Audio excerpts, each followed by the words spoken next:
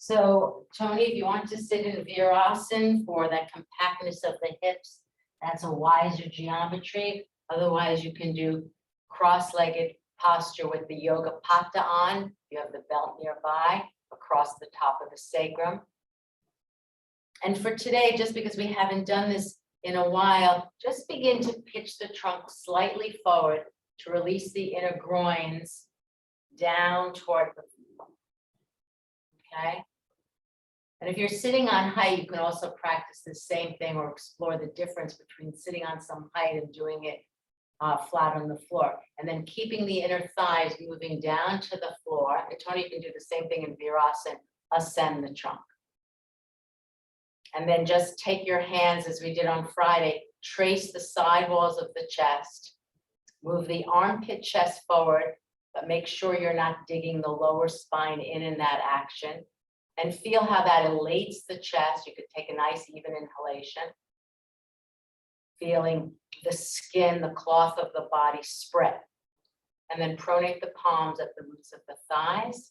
Keep the trapezius moving down toward the waist, but lift the cervical spine away. Lengthen the cervical spine in such a way that the chin is parallel to the floor and the crown is parallel to the head.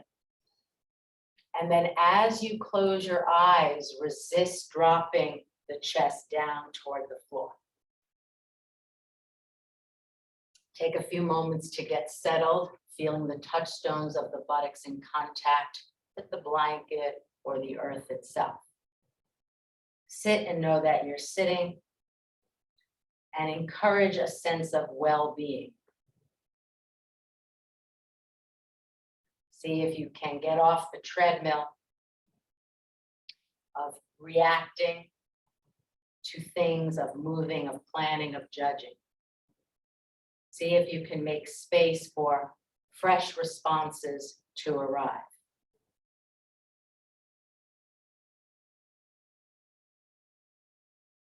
Notice anything habitual that comes up in your mind and set it aside. Not now. And then just as a daily dharma, so to speak, notice throughout the day the little ways in which we are conditioned to our own suffering. Again, see anew, see freshly. Now, if you'd like, you can fold the palms, recite your own personal vow, or the one that we've been doing. May I be a boat, a raft, a bridge for all beings to cross the flood. May I be a resting place for the weary. May I be medicine for all who are sick. May I be a lamp in the darkness for those who are lost. And may I do so as long as earth and sky and galaxies exist, until all are enlightened. I vow to be here to serve them all. Ready, if your palms in front of the chest, release the hands, lift your gaze, and allow your eyes to open. So welcome everyone. So those of you who I have mentioned, we were going to work with the thoracic spine a bit today because we haven't done much, which is basically chest openers. So I'm going to have you start with something rather easeful to open the chest. You'll take the blanket in the Sarvangasana shape, open it up, and then fold it in this manner, and then watch. So I'm making a nice firm, it's not too wide. Those of you who are particularly mobile in your lower spine may not want to roll it up all the way to the end as I'm doing. I'm going to the end because I know that I'm not particularly mobile there. And then I'm lying it in the horizontal way. So you can see, compared to the bolster, it's not as thick. And then watch. I start with bent legs, and it's really important to start with bent legs, okay? And I'm basically catching my lower shoulder blade. So as I carefully roll back, recline back, I catch the bottom of the shoulder blades against the rolled blanket, and then you see how I'm coiling over. If the shoulders don't touch the floor in the beginning, don't worry about it, but do be concerned about your cervical spine. Some of you will find that if you have this in a thick roll, you will need head support so that your forehead is not higher than your chin. Okay, and then just watch a moment. We'll extend the legs after we have them bent for some time, then go back to bend, and then we're going to make a connection between the iliopsoas muscle and the thoracic, which there is indeed that connection as we swing the legs to and fro a few times, okay? All right, so with that said, roll your blanket. If you are, so Beth, for you, just be mindful of not too thick a roll so that you're not overarching your spine. So that's why everyone needs to start with bent legs, another blanket for head support. Hi, Lindsay V, Ellen, who else? Gail came in, Elaine is here, but nice to see you all. Lana, Luna. Head support, Tony. So take, this is what we call the spine of the shoulder. I know you might have to turn your head. The spine of the shoulder, the blanket, if you're putting it on your head, have the smooth side of the, let me show that. The smooth side of your blanket, I'm gonna refold this roll, should be at the spine of the shoulder. So watch. And it could be even more height, but let that smooth side of the blanket touch the spine of the shoulder, okay? All right, and we're gonna be here, so stay with bent legs. Lubna, that looks good.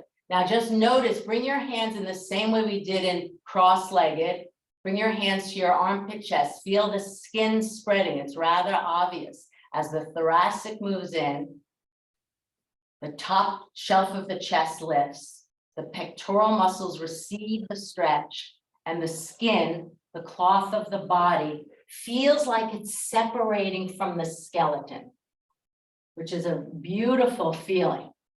And you'll experience that throughout the sequence in poses like Bharadvajasana 1, Marichyasana 1, Paryankhasana, etc. Hi, Peggy. So we're doing a thin roll against the shoulder blades, Peggy, and coiling backward. All right, let's just take this. We'll amplify this, I think, today. I wasn't going to do some straight leg Paryankhasanas, but as I look around the room, I think we can. Now, when you're ready, extend through the core of one heel and then the other, but do keep the feet apart, even to the outer edges of the mat, so that the sacrum can spread. Now, if you find that in extending the legs straight, that's good, Stephanie, in extending the legs straight through the inner heels, that your back has overarched, then of course go back to the bent leg iteration and you can stay there. Again, see how the chest is elated as the skin moves away from the skeleton. Relax the throat, and then of course the blanket supporting the back of the head at the spine of the shoulder helps. So the sides of the throat feel unobstructed. And then of course the arms can be down by the side, either in line with the shoulders, which makes a very expansive chest as you're doing that, Rosie, yeah. Or down by the side of the hips, it's your choice. Keep rolling, good Gail, keep rolling the thighs in and pressing the thighs down. Feet are active, so not so much like in Shavasana where they're, for most people turned out, but extend through those inner heels so you're on the median line of the legs, even if the legs are hip width apart or wider.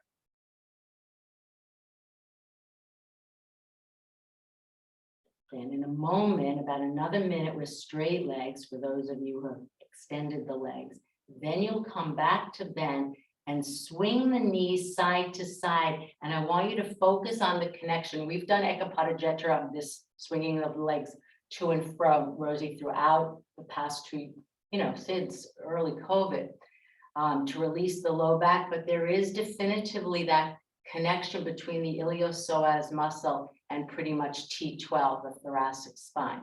So when you're ready, bend your legs, do have the feet hip width apart, and then rhythmically just swing the legs to and fro. As you go to the left, you'll see how the right psoas stretches and vice versa, but see how that pins in the thoracic. So we're just adding this piece with the rolled blanket at the thoracic to see that connection between the thoracic and the iliopsoas. It'll feel good if you do it about, 10 times to the right, 10 times to the left, alternating side to side. Easy strokes. Let it come fluidly. It's almost like it feels more that you're undoing than doing.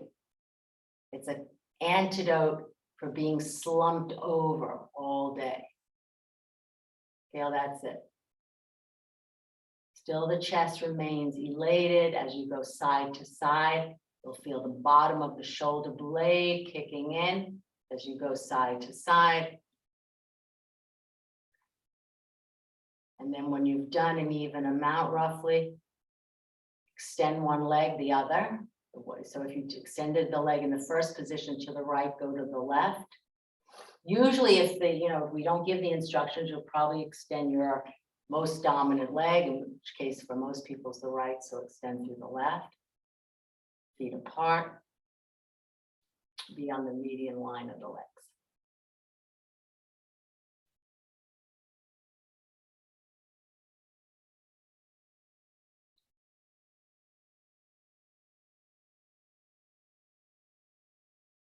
And now take a note, have a memory of the blanket at your thoracic spine as you simply bend the legs and roll over to one side. Okay, so now we're going to do what I call the Paryankasans. So some of you will need the blanket for your pelvis. We've done this quite a bit, just to remind you. You can take that same blanket. For those who can have the blocks on the high side. This first one is to receive the thoracic, where the rolled horizontal blanket one. This is for the crown of the head. And I know, Peggy, you often put another blanket. Steph just passed me your blanket from there. I just want to show this. And I actually need it for my head as well. So it could be in this configuration. You have to finesse it as you go back. So I know that I need a little bit of height underneath my pelvis to do this straight leg Paryankasan. Watch, again, start with bent legs. I recline backward. I actually hold down the first brick that the thoracic is being received on with my two thumbs. It works very well. And then typically this second block is too far back, in which case you have to move it in and then extend one leg and then the other, okay? All right. If it's too much on anyone's back, Tony, you can experiment with the meat. So Steph, take this. Yeah, I don't need it. Yeah, I just wanted to demonstrate because I remember Peggy liked that blanket on the medium side.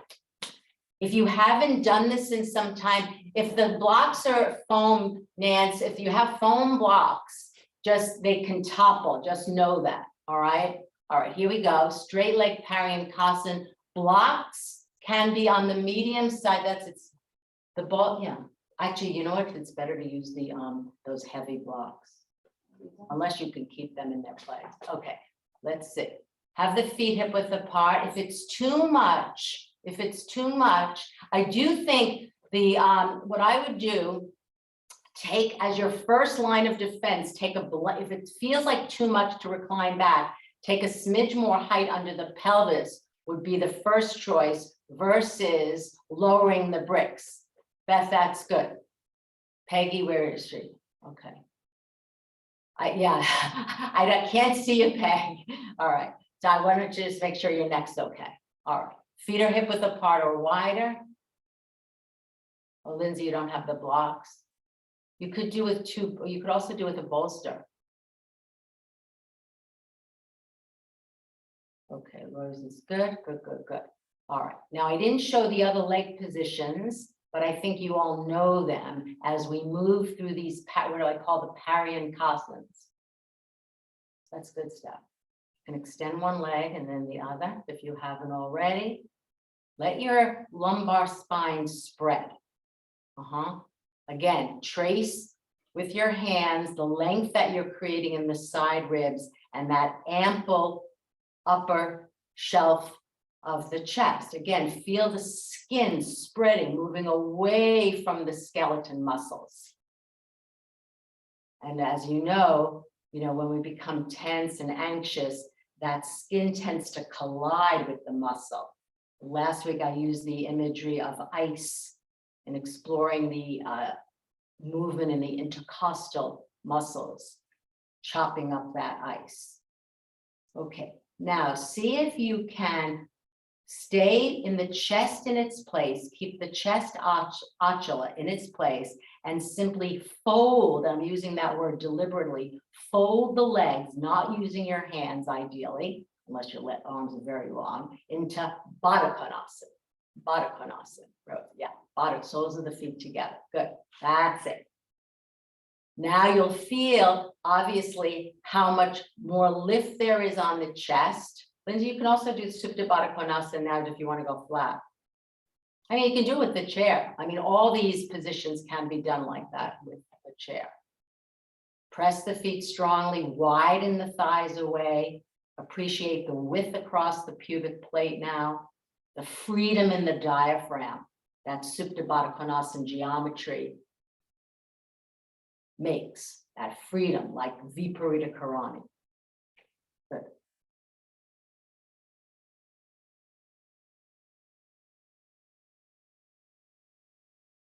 Now, I just want to say, when Gita has taught the Paryankasanas with all the leg variations, it's straight leg Baddha Konasana, cross-legged, which we're about to do, change the cross, and then finally Padmasana, and then of course Virasana. Now we won't do Padmasana now.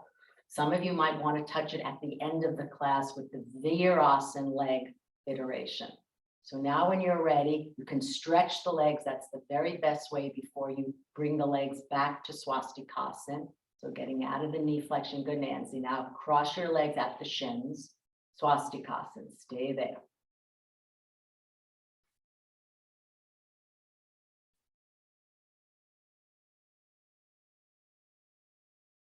Again, feel the elation of the chest as you continue to evolve the pose, the freedom in the pectoral muscles as the skin moves away from the skeleton.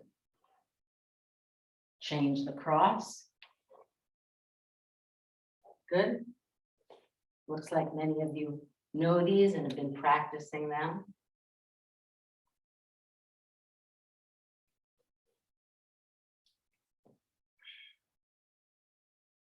And those of you, who want to say, do this tomorrow, you can take on the Padmasana iteration, where the feet are in their opposite groin, right in the left groin, left in the right groin, change the cross, and then of course the Virasana iteration that we will planning to do later in the class.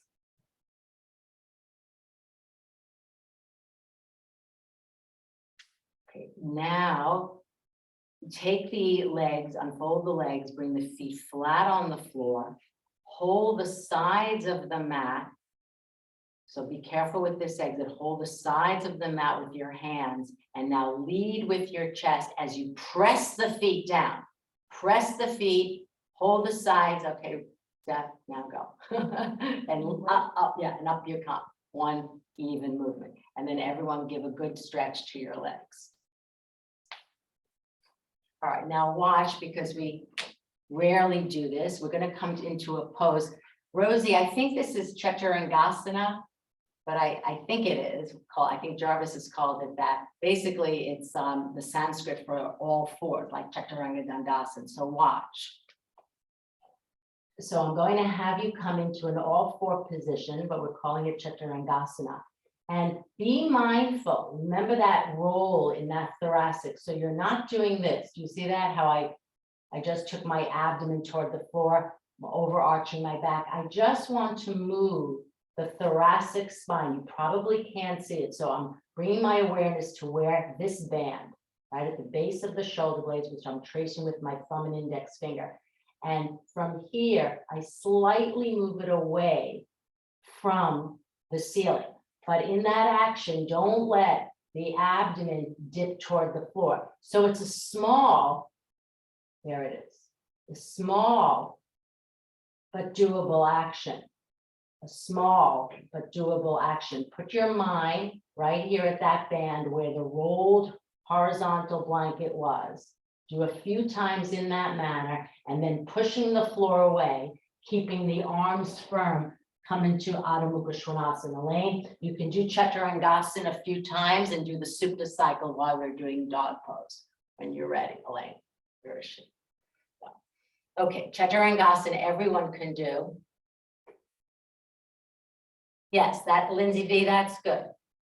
Those of you who are particularly mobile, Beth, Lindsay M, be mindful of not overarching in your lower back as you do Chaturangasana. This is preparation for the class, but in this particular morning for Adho Mukha Svanasana.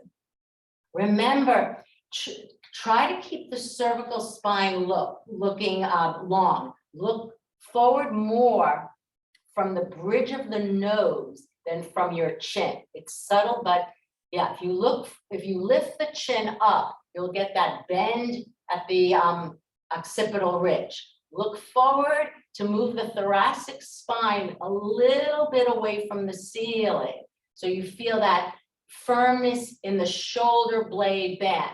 Let me give you another analogy. Those of you who practice Viparita Dandasana regularly on the chair, it's the memory of the seat of the chair at that bra line, so to speak. I can say that because there's no men in the class. Then when you're ready, resist the arms away from the floor, that's key. Come up into Adho Mukha Svanasana, up into Adho Mukha Svanasana.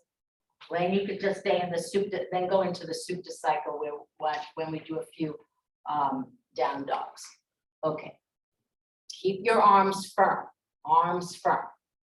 legs firm. Move the roots of the thighs back.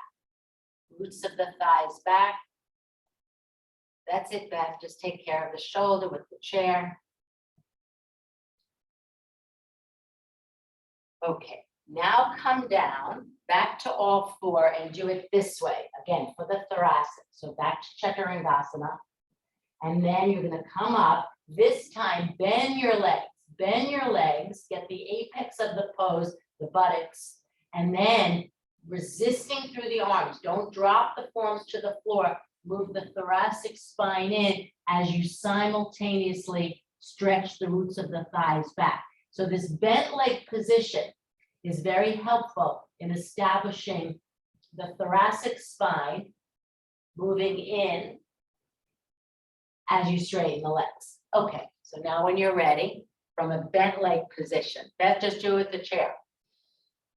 And you can, most of you know, with the chair is really not weight bearing. Obviously, it's not weight bearing. Okay, here we go. Adho Mukha Svanasana. Bend the legs deeply, a good bend in the legs. That's it, Rosie. Keep resisting the arms away from the floor. And then, of course, move the chest toward the leg side of the pose and let the head come down. Remember, in the final pose, the head is actually on the floor. And that comes from good. And then Rosie, just make sure the forearms are resisting away from the floor. Entwine the skin of the arm, the forearm skin and the upper arm skin moving in opposite directions. The upper arm inside out and the forearm outside in. So the skin feels like it's being wrung out onto the bone.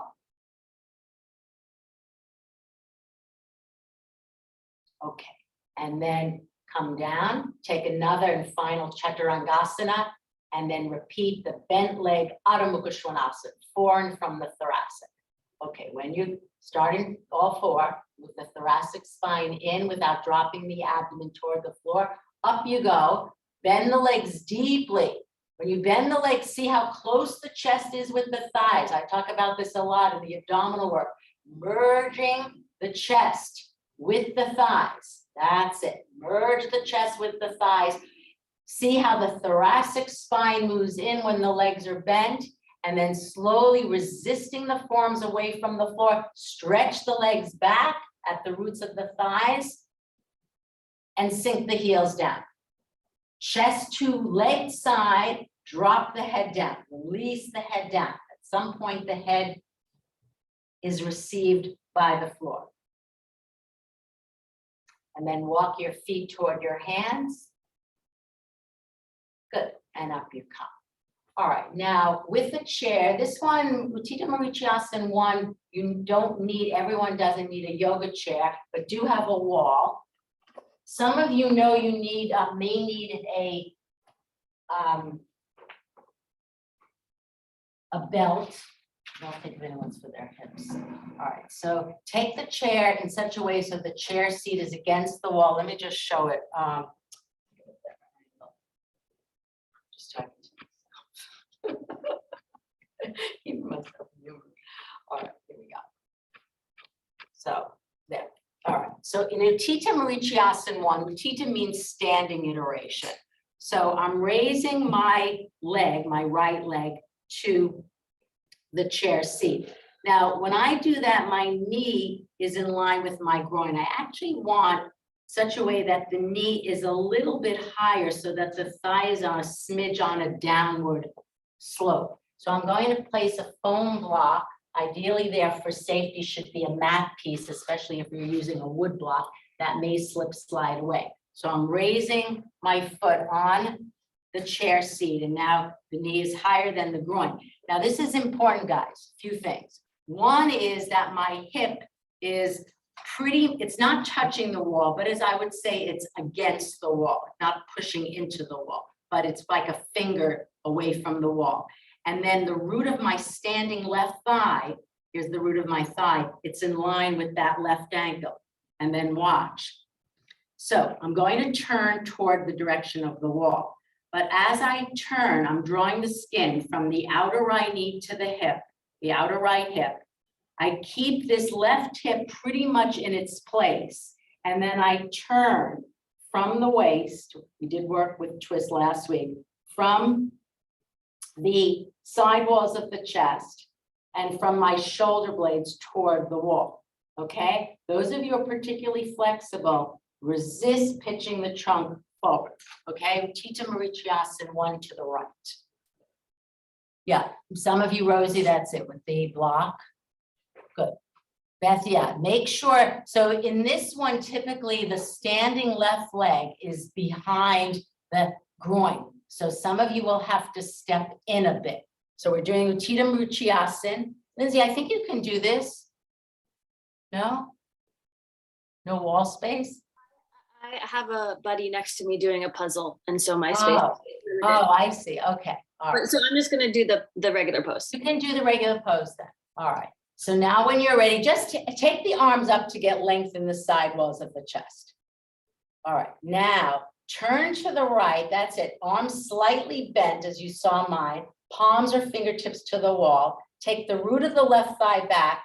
And then as we work with last week, see where you're turning from. So I wanted to give you points about the skin moving from the knee to the hip. So the turn is not so much in the hips, it's in the side walls of your waist. We work with that swiping action at the waist and at the mid ribs. Okay, keep the head aligned with the hips and turn. So this is good because you're close to the wall. All right, now come back to center, change sides. So just go to the other side of the chair and put your left foot on the chair. Let's see. See that the knee is over the ankle. Yeah, so have the block so it accommodates the foot in the lengthened position. Left knee, left hip is pretty much against the wall. Trace the line from the knee to the hip. There's a compactness in the hips as the left hip moves to the right, but there's inner freedom in the groins. Good. This can also be done with the heel of the standing right leg up on a block, or it would really be a quarter round or slightly turned in. If you feel your sacrum not spreading, then I would turn the standing right foot into the median line, and that will help with spreading. These look good. Lindsay V, that's a really good way to show me so I can see the buttock of the aerial leg not rising. Good, Peggy. Okay, I think everyone has it. I'm really pleased with the geometry. Come back and let's repeat to the right. just so that you get very familiar with this pose. Those of you who have a quarter round, Rosie and others can put that underneath the standing left foot or turn the left foot in to help spread the. So Beth, move in a little bit because now your foot is behind the groin. All right, hug the wall, turn. Initiate the turn from the waist. The reason why this pose is given in back therapeutics is because the lower lumbar spine should feel very, very tall in this pose. Very tall. Just adjusting someone now. This is right here, should feel very tall. Patricia has often said in Utthita Marichyasana 1, the lower spine should feel like a tall stem of a flower. And then it's interesting, and Rosie, you probably know this, but once you really understand the pose, not just the geometry, but what the pose is doing for the organic body, then you can see why a particular pose is taught or used in therapeutics. Change sides when you're ready. Make the low. So I'll say to many of you now, as you go to the left, make your lower spine like the long stem. All the flowers are out now, those tall tulips. Nancy, that's really good. Lana, really good. Really pleased with these. Yeah, Gail, that's good. Everyone's standing. Yeah, the root of the thigh of the standing leg wants to come forward. Don't let it. Now work with those themes I've been working with all week. Compact the hips, but freedom, inner space. So outer compactness, inner space. Some of you, Nancy, might find that if you take your hands wider, actually, that's it. You'll feel the shoulder blades more, having that memory of the roll. That's beautiful, Beth. Beautiful. Okay, and now come out. Now for some symmetry and for some traction, take Adho Mukha Svanasana. Nancy, not Nancy, Elaine, you can do Prasarita Padottanasana or Concave Uttanasana. Beth, you can do Concave Uttanasana or Prasarita Padottanasana. Everyone else, Adho Mukha Svanasana, downward facing dog from Chaturanga. Okay, from Chaturanga.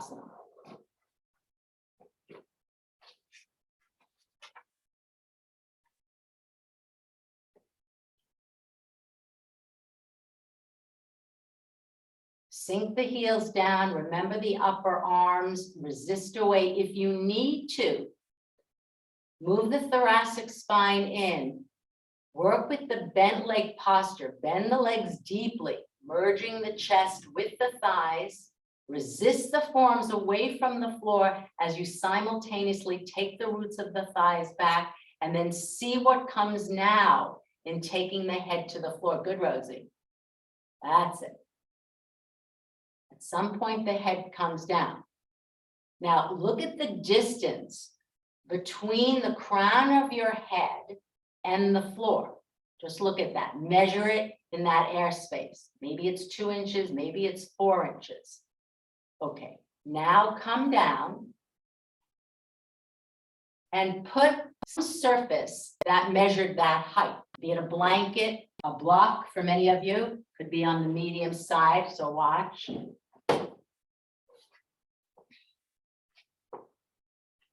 So I'm going to go up in the same way I directed. I'm bending my legs, merging the chest with the thighs, taking my thoracic spine in.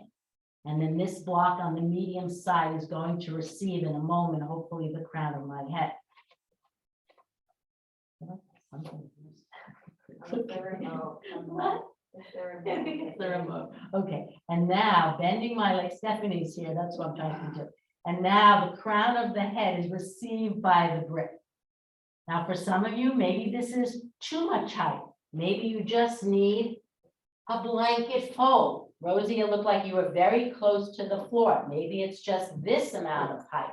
So you've measured the distance from the floor.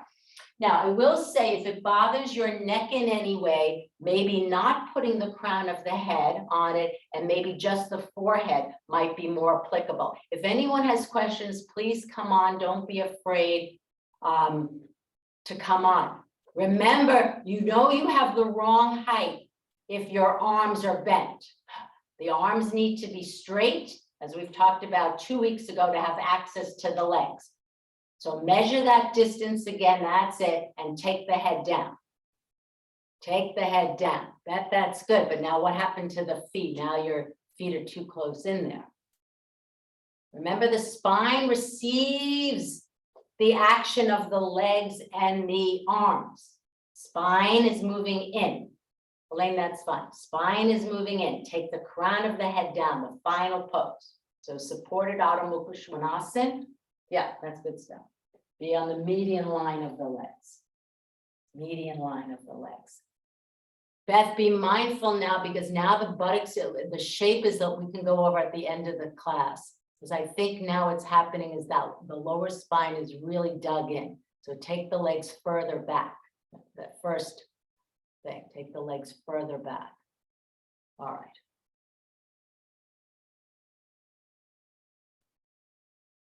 Head down. All right, now rest in child's pose. Adho Mukha Virasana. Keep the arms reaching forward, just as a rest.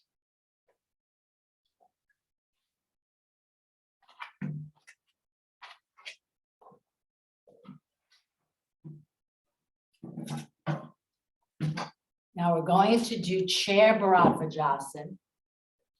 But instead of sitting sideways on the chair, let's cut to the chase, or this iteration of chair Bharadvajasana, where we're sitting through the chair. All right, so I'm using a foam block because I find that the wood blocks, cork is good and sponge, often slide out, or they might be even too heavy. So I'm going to do this first chair Bharadvajasana, turning to the right without a block. All right, turning to the left without a block.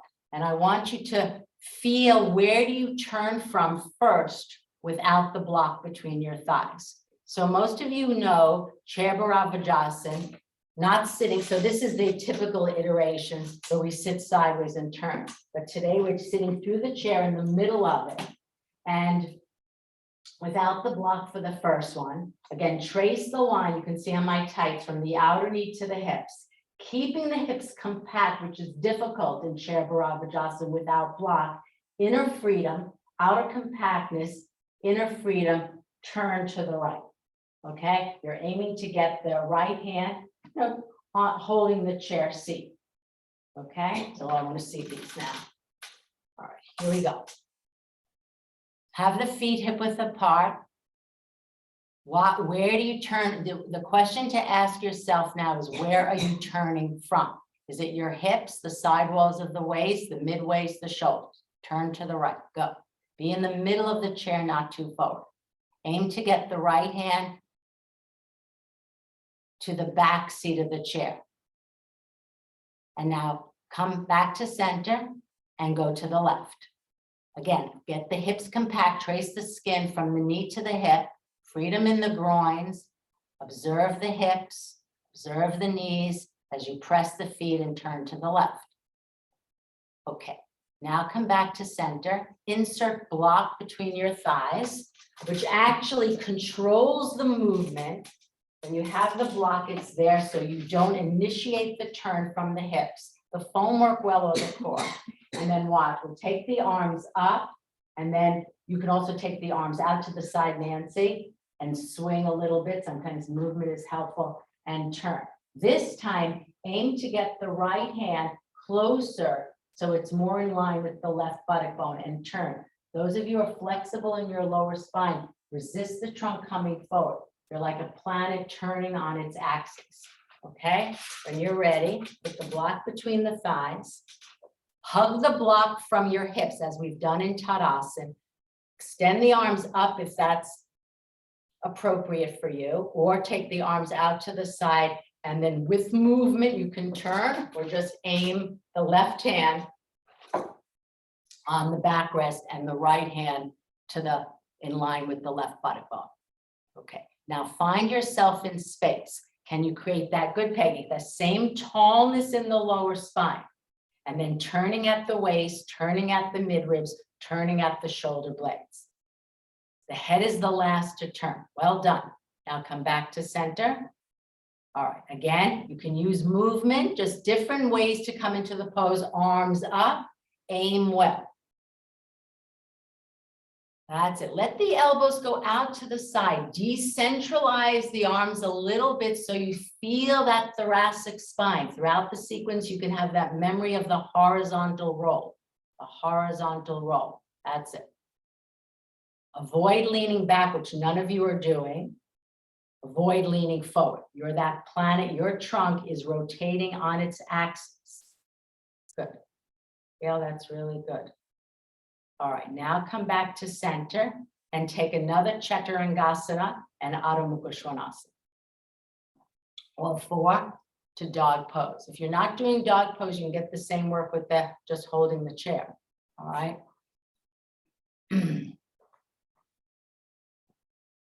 Heads with some head support, yes, head support. Same iteration that we just did about 10 minutes ago. So the method of right now, you can see for the past half an hour or so is we're using that thoracic spine moving in and see how it affects Adho Mukha Svanasana to the final Adho Mukha Svanasana. Beth, that's good. But don't lean, make sure that you're not lifting the hamstring skin right underneath the buttock bone higher. Move for you, Beth, the buttock flesh toward the backs of the knees. So if I were there in your room, Beth, I'd put my hands on your buttock flesh and move it down to the skin behind the back of the knee. Head down, chest toward legs, chest toward legs. Good. You need to come down, but we haven't done this we haven't done this iteration of Adho Mukha Svanasana in quite some time. This head support. Sink the heels down. Rosie, that's great. Armpits long. Remember, those of you who have the head down, be it to the floor, a thin blanket, the forearms will want to drop, don't let them. Entwine the arm bone skin, upper arm skin, lower arm skin. Entwine it like think of your arms like a towel that you're wringing out. Okay, and out you come, child's pose, arms extended.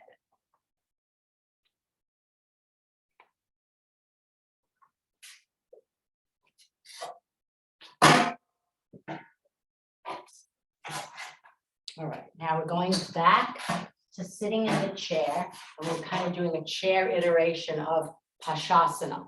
So I'm aiming my left elbow. We worked with a lot of these actions last week, merging the chest with the thigh, closing in the space between the arm and the leg. So you see how I'm really beginning this process of excavation. I'm climbing down, but I'm going slowly and I'm letting my chest come forward. You can see I'm dropping my head, all right? And then eventually, as I lengthen the tricep skin of my left forearm, left upper arm and forearm to the floor, I'll catch this back rump. And then placing my right hand on the top of my sacrum, aiming to get the top of the sacrum broad and in, that action that I gave you when we first sat in class, I'm turning the abdomen from the left to the right, okay? So work at least 2 minutes. All right, let me show from this side. So getting that skin, as we did in Bharadvajasana, to move from the knee to the hip, aiming well, and beginning an excavation. I'm going up and over. I climb up and over. I'm aiming to close in the gap between the root of my thigh and my arm. And I really work it. I work it. I work it. Don't worry about the chin and the head. That will come later. Aim to get the left hand to the floor. Let the chest, let the head come forward. And then once you can't turn anymore, then move the chin away from the sternum, okay? Which is very different than starting out like this, right? So let the chest, let the head go down in order to bring that left arm down. Okay, begin in that manner, as Gita would say, in that manner. Here we go. Go slowly, don't be in a rush. Ellen, have the, sit in the middle of the chair, thighs apart. Remember, we've been working with this theme of outer compactness, inner space. That's a nice way of saying it. And then up and over, up and over. Let the head drop. Don't hold tension in the neck. Peggy, good. You see, it's so different when you don't have that tension in the cervical. Yes, and go down. Then, as we're turning to the right, use your right hand, lengthen the triceps, so stuff like this. Lengthen the triceps, skin. Hold that back rest. Then when you can't turn anymore, right hand onto the sacrum, chin away. That's it, Rosie. Chin away, like you do in Pavrita Parshvakanasana. Keep drawing back from that outer knee skin to the hip. Don't lose the compactness in the hips. That's key. Resist the inner knees, Ellen, away from each other. Peggy, good. Good stuff. All right, and now come out and change sides. Well done. Going to the other side.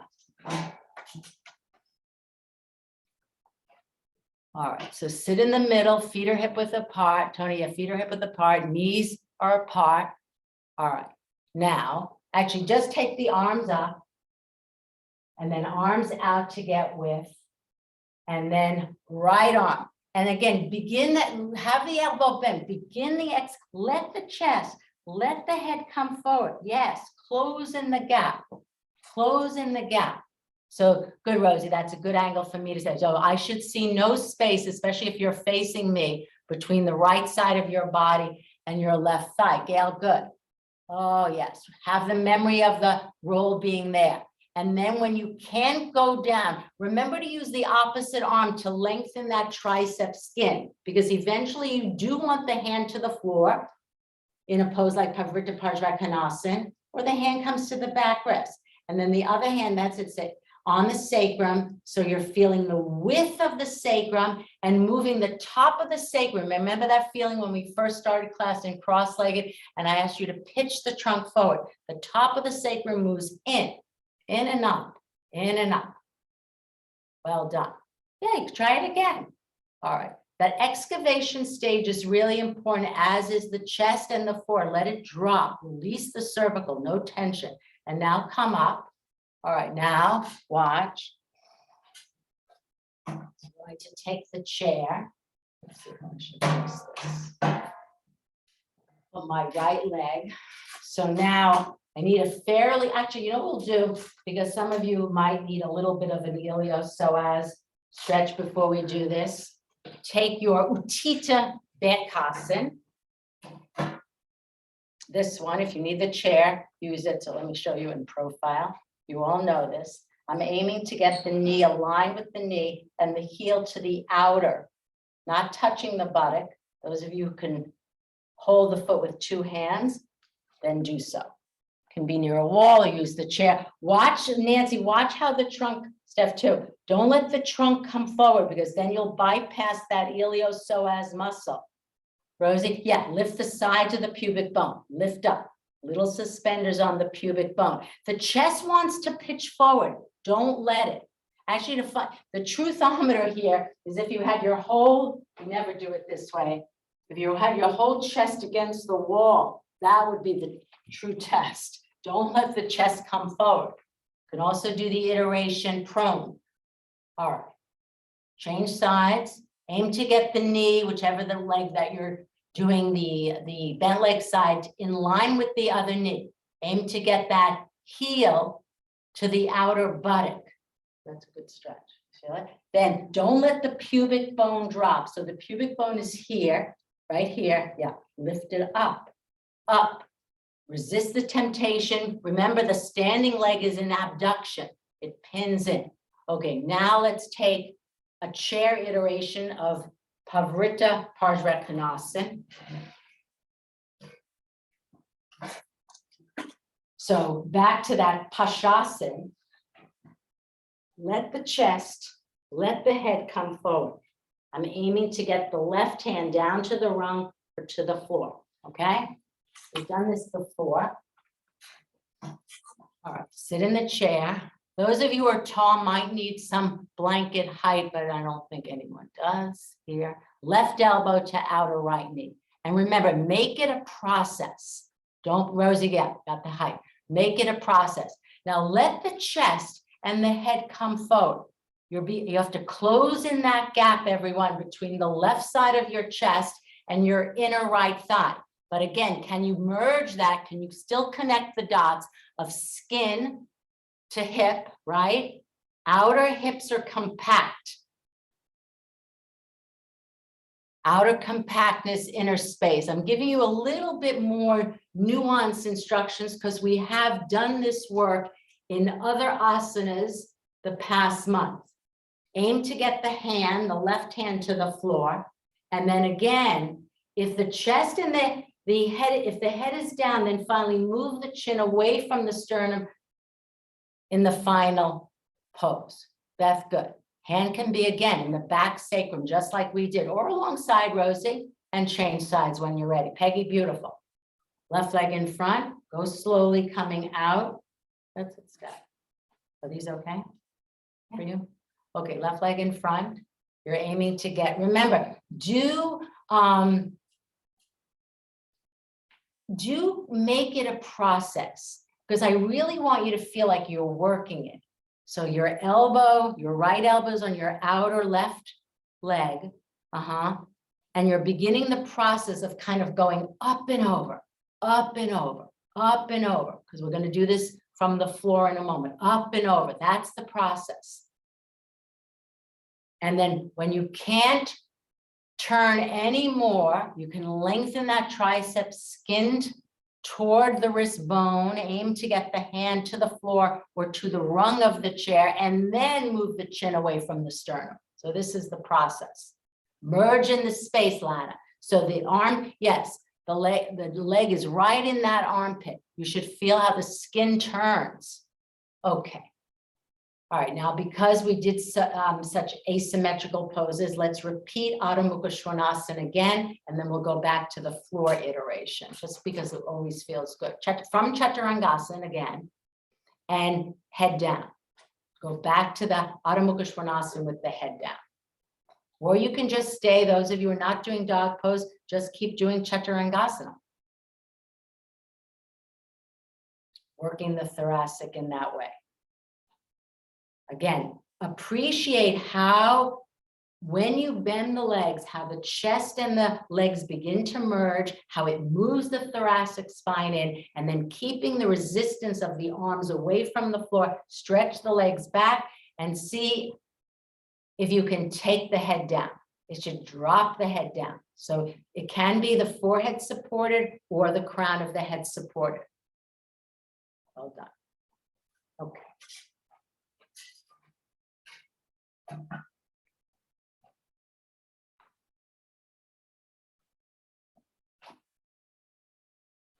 Now come down to an all-four position. Some of you might need a block. You're going to place from the all-four, take your right leg in front, just as we did, have the memory of the chair. I'm going to show frontally, draw a line. So let me show you some profile. I've been working with this idea of these lines here you see in my tights, tracing a line from the knee to the hip, compacting the hip so there's outer compactness, inner freedom in the groins, resisting, and Luna, this is important for you, as you know, in the Ekapada Jethara, resisting the inner thighs, and then watch. I'm aiming to get this armpit, my left armpit, against my outer right thigh, but I work it. Let the head drop. Let the head drop. So doing it, it's interesting. I was taking a class with a teacher who made a really big point in not doing this at the very beginning, you know, where you get that bend in your neck. So let the chest and the head drop, and then begin the process of excavation. Move the skin toward the wrist, and then, if and when you can, come up into Pavrita Parsvakonasana, then move the chin away from the sternum. So this is the process, okay? Go slowly, right leg first. You can show me frontally or from the side. See that the knee is over the ankle. Now again, trace the line of the skin, knee to hip, compact the hips, but resist inner thighs away, and then aim, well, that's it, Nancy, let the chest and head come forward. Let the chest and head come forward, and then begin your process of turning. Lengthen that left arm skin down to the floor in an effort to get the hand to the floor. Lengthen that skin with your other hand, in this case, your right. If the hand doesn't come down, we don't have the chair there, or Beth, you have it there. Otherwise, take a block or fingertips. And then, again, get the outer compactness, the inner space, tuck the left toes under, and press the left knee into the knee so the leg is straight. Having received the stretch of Utthita Baddhasana for your left iliopsoas. Now, can you connect once again the iliopsoas muscle in the left thigh to your thoracic? Remember that pose I asked you to do with the roll and swinging the legs to and fro. This is a lot harder. That's it, Rosie. You want to take the arm alongside the ear, fine. Otherwise, keep the hand at the sacrum brand. Feel the spreading of the sacrum and how the top of the sacrum moves in. And now come down. Well done. Change sides. So what I'd like you to get here more than anything else is not so much the final pose, but the process of working in the pose. You know, the process of working in the pose versus being out of the pose and in a pose, or holding the pose, okay? Left leg in front, I'll show in profile. Stay here. I like to pronate, put that both hands, deflate the left thigh down, trace the line of the skin, outer compactness, inner space, and then chest and head forward. So you're merging the right armpit with the left leg, but work it, work it.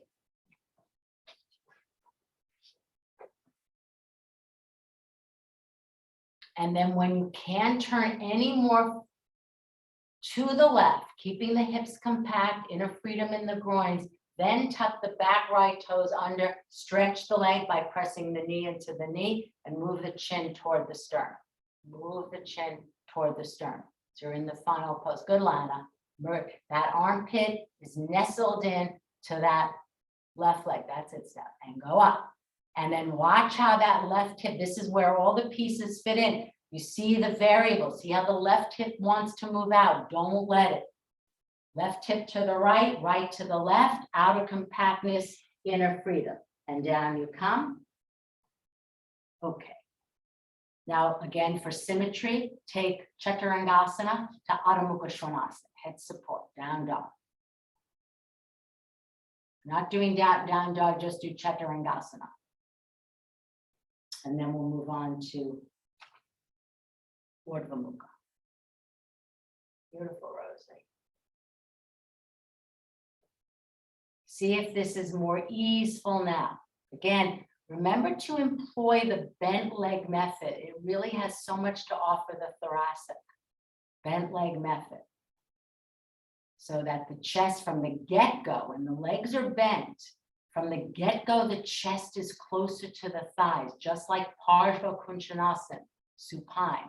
See the similarities, the metrics are the same.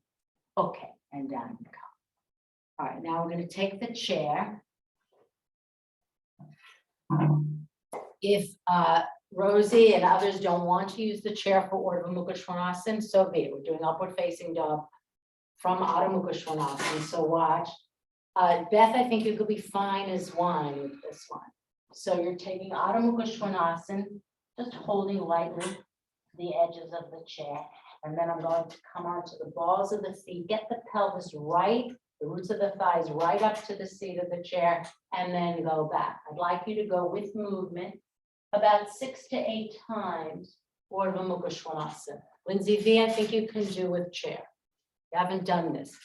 Put all the pieces together, make that connection between the iliopsoas muscle, good, Rosie, and Urdhva Mukha Svanasana.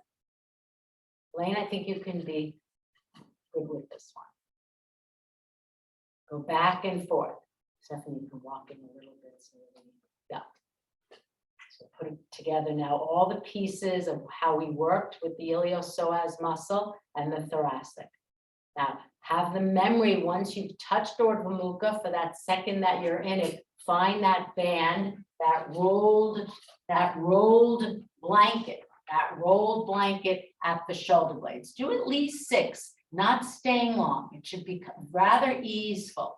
Kick the thoracic spine in. Those who are able to can look up from the eyes of the chest. look up from the eyes of the chest.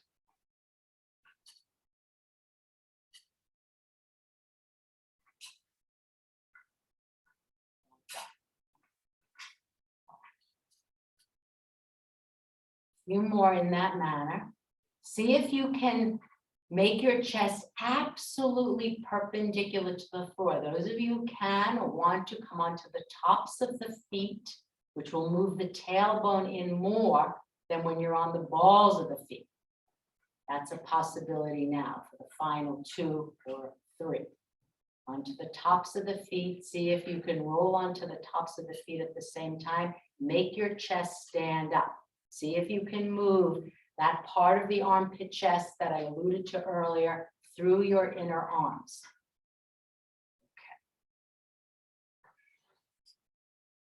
Okay. And then when you're ready, walk toward the chair. All right, take your belt, and we're going to do Supta Pangushtasana 1. We worked on this last week.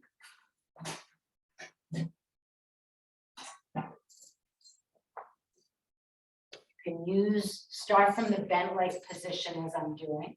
Extend one leg to the wall, then the other. And then watch. I'm going to put the belt at the back of the heel, which we worked on last week. A little bit harder to stay on the sneaker than it was with bare feet. And then today, unlike what we did last week,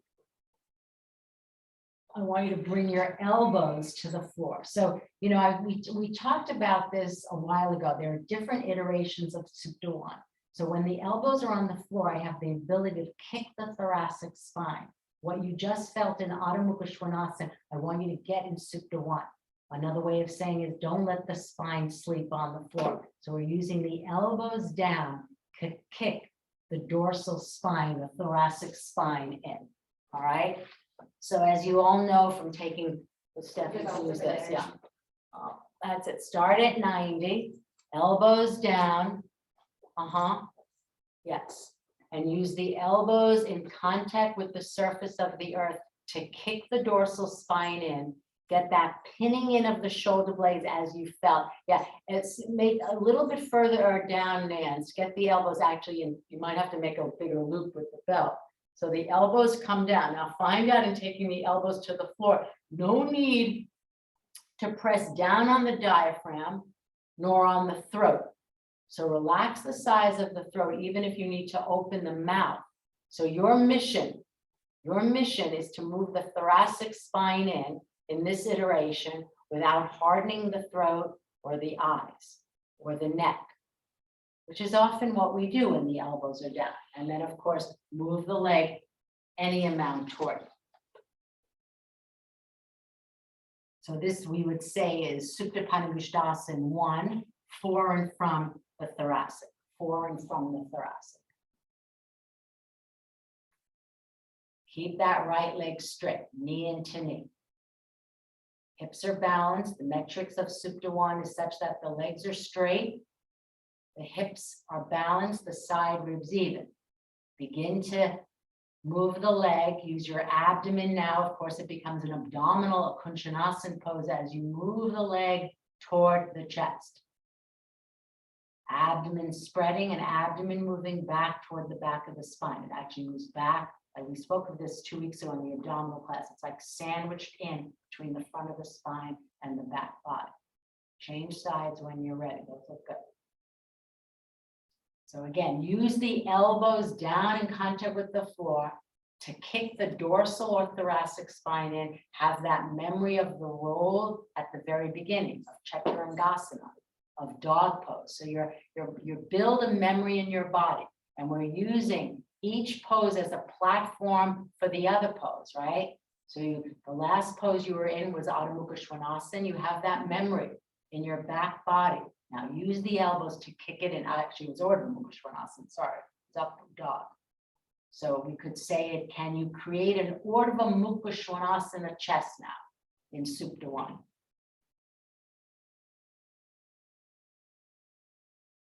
And then begin to move the leg toward you.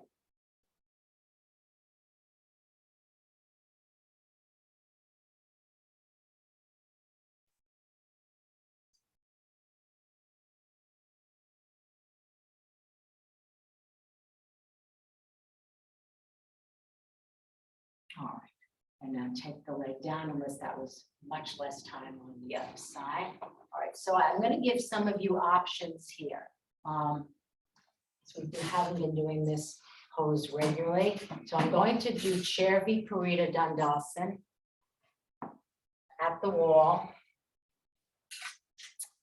Some of you will need a blanket, and then have a strap so it's nearby. Watch.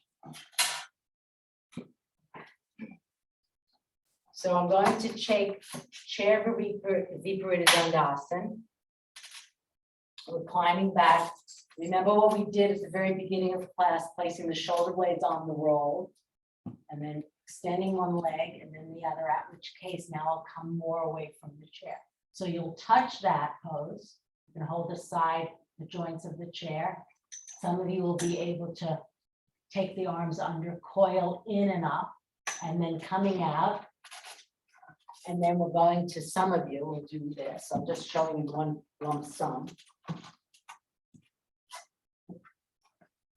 This is why we did Supta 1. I go back into chair Viparita Dandasana, extend one leg, and then watch. I'm putting the belt on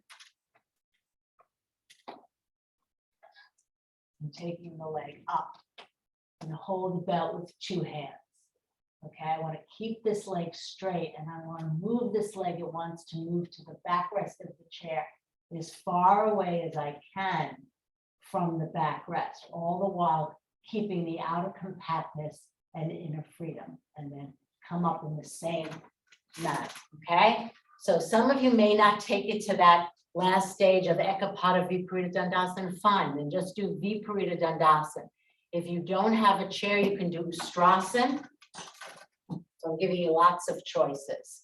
Some of you, Peggy, you might, if you need head support, take it.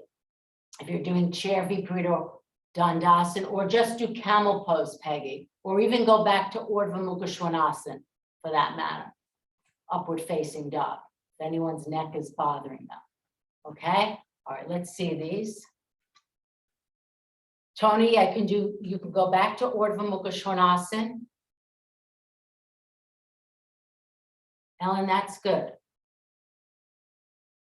Good, go slowly, begin the process. So you're holding the chair, the joint of the chair first, and then you can take the arms down further, holding the sides of the chair or underneath the chair, coil in and up. Now, remember the feet are up against the wall, they have to be touching something. So you have the power in the legs as you roll the outer thighs to the inner thighs, press the inner thighs down. Feel that freedom in the groins that you got from Pavrita Parshvakonasana and Utthita Baddhasana. Well done. Those of you who need to come up, please do. And if you're moving on to the Ekapada iteration, Rosie, so for some of you, you can do without the strap. I should have showed it without the strap. Okay, so watch. If you need to take a glance, just watch without the strap. The strap in some ways is an impediment.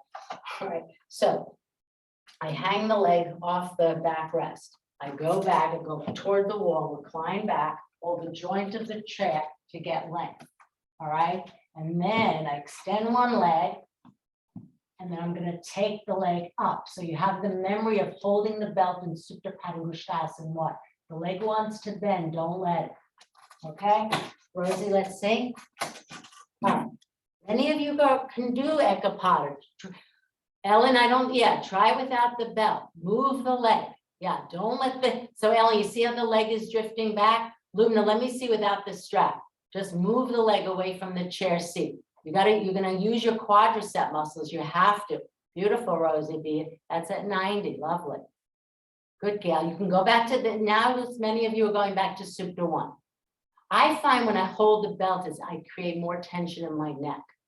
But we can talk about it on the other side. Lindsay, move the leg away from the backrest.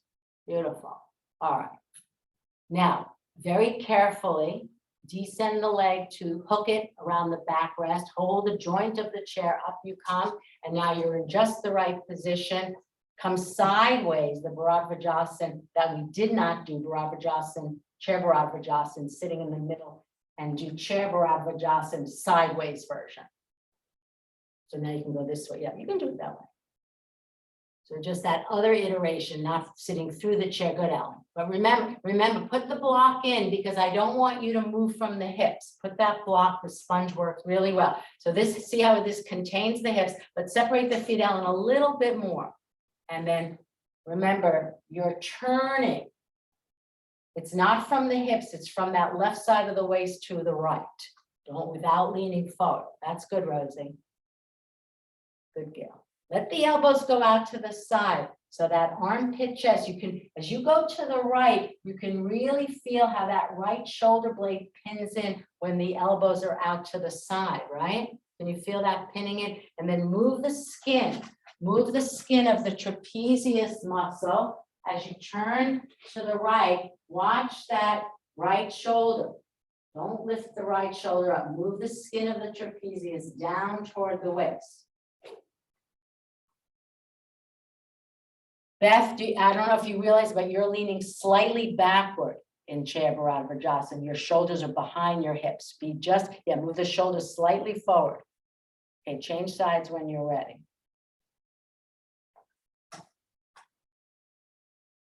Chair Bharat Vajrasan, now to the left, sit in the middle. Yes, you can always start with arms up, arms out, work with movement, so many different ways. Now, Beth, you see the same, Beth, can you feel how the shoulders are behind the hips? I don't know if you can look at, if you have yourself on the screen there. Pitch the trunk slightly forward, because you're slightly, that or even more, right there. Shoulders in line. Think of Beth, you're like a planet. Planet Beth turning in the space. Really good. All right, let the elbows go out to the side versus down to the floor. That's it. So you feel that pinning in of the left shoulder blade, that tucked inness. Okay, now gracefully come out of chair. Now for space, let's all do Supta Padangusthasana 2. I'll show from a frontal view. Feels really good. Actually, before that, let's just do a quick seated Baddha Konasana, which might be challenging after all the adduction. But Patricia has taught many times Baddha Konasana after back bend. If you need to sit on height, please do so at the wall with the blanket in the narrow format. The very best way, if your knees are flying up, do one leg Upavishta Konasana, one leg Baddha Konasana. Take the, press the feet strongly and widen the thighs away from each other.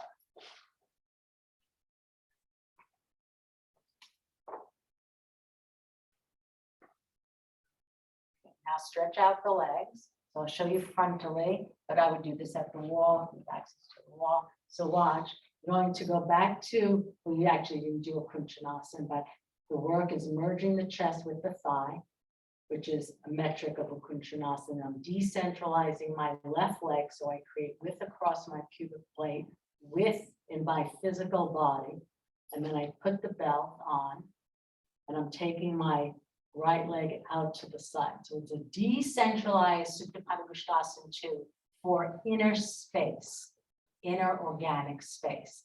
It's really interesting how this immediately will have an effect on your eyes. You'll feel your vision spreading to the outer corners of the eyes, and there's a sense of vastness in your organic body. It's an amazing physiological response from this pose. Okay, when you're ready. Appreciate it now, because back bends typically are narrow in geometry. They can feel tight for some people in their minds, in their eyes. Feel the expansiveness. Stephanie, decentralize this leg a little bit more. Yeah, about 3 inches from the movement line. Take the left arm out to the side in line. Palm can be down because that will help you not go with the right leg. Left palm down really helps you resist. The groins, as Jarvis loves to say, they remain on their own planes. The right groin belongs to the right, the left groin belongs to the left. I love that. Don't let the groins crisscross.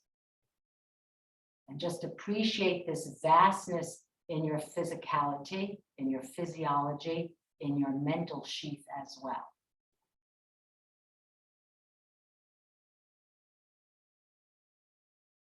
Beautiful, Tony. Stay for about 2 minutes, and really appreciate this from a mental level.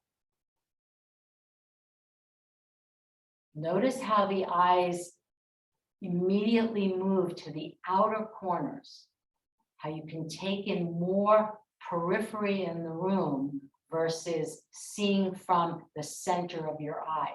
I didn't allude to that in the back bends, but that's the tendency. When we're back bending in Urdhva Mukha, we see just straight on.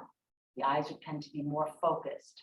But then what you could do is go back to, say, if you choose to, a back bend, do this in between. We're doing it for a different reason now at the end, and see if you can keep that same mindset that you've gleaned from a pose like this in a back bend. Change sides when you're ready. Okay. Decentralize your right leg. So we're not just doing this for organic space, but also to resist toppling over to the left side. Again, create width across the pubic plate. So that right leg is about 3 inches from the midline. Keep your right arm down. That's it, in line with the shoulder. So you're staying. So as you take the left leg to the left, resist the abdomen from the right to the left. I'm sorry, from the left to the right. Good. And then observe where you're looking, seeing from. Observe the throat. Observe space within space.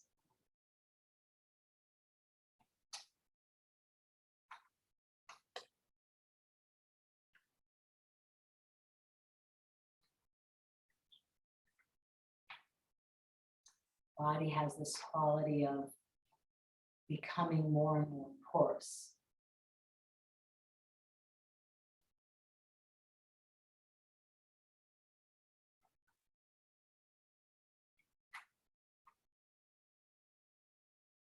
Okay, and now when you're ready, take the leg up. Everyone do Dvipada Pavanmuktasana in this way.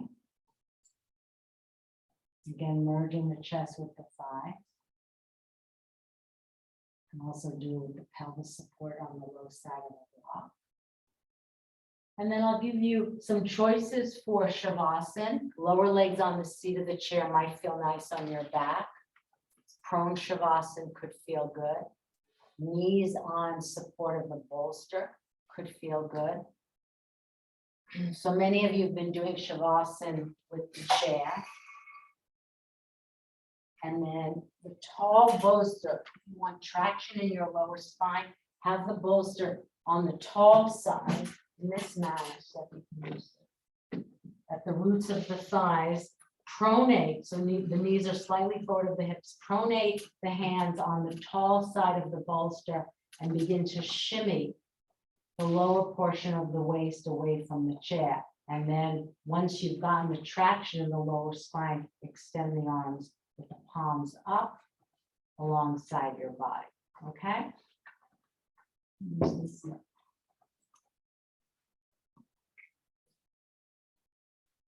So any Shavasana, some of you might choose to do a prone one, which is lovely with the abdomen support.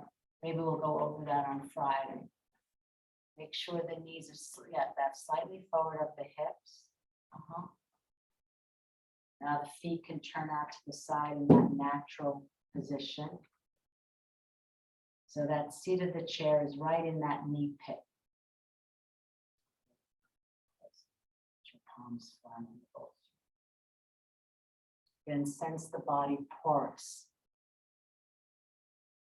opening to everything, to everyone, not resisting anything, not resisting anyone.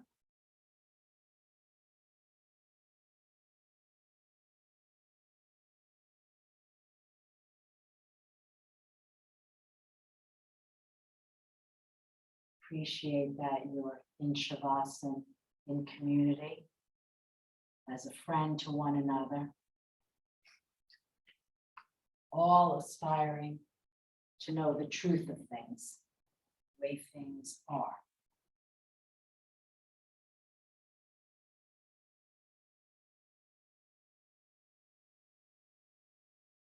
Awareness has the great capacity to be with whatever arises.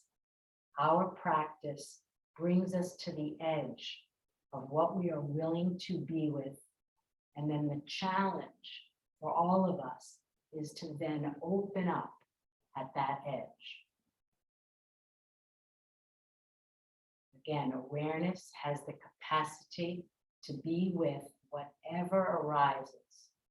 Our practice brings us to the edge of what we are willing to be with. And then the challenge is to open up at that edge. And when I mean practice, I mean yoga practice, asana practice, meditation practice, same.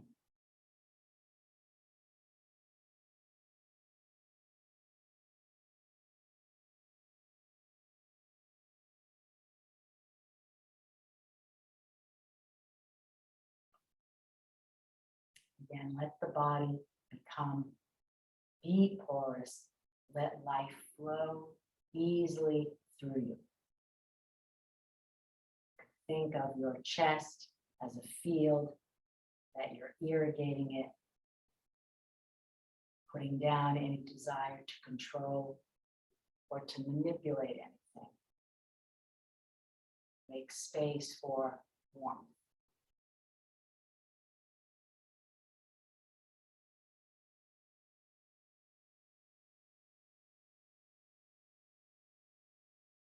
And again, as an example of a Dharma practice throughout the day, you can just simply notice when the body doesn't feel porous, or when the body and the mind begin to shut down, feeling averse to situations, feeling like you have to control in some way. That heart-mind connection is always there to explore. Notice when you harden.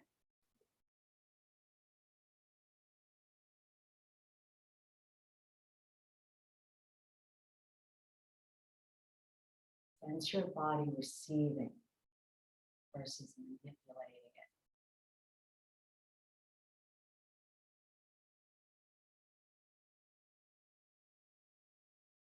And then finally, connect the eyes to the heart center, gazing, as I often say, downward and deeply inward, connecting the mind and the heart on that downward slope, that downward trajectory as though you are looking deep into your own heart center.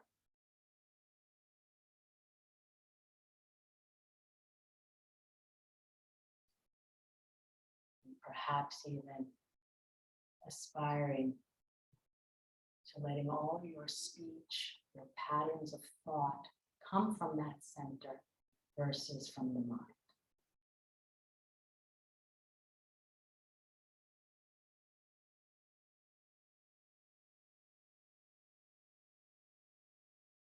Those of you who want to spend the remaining minutes that we have in a seated upright position can transition yourselves to that. That's fine. Otherwise, some of you might choose, those of you in prone shavasana, to move gracefully back to Adho Mukha Virasana, Child's Pose, which is the way we come out of a prone shavasana, and just stay there.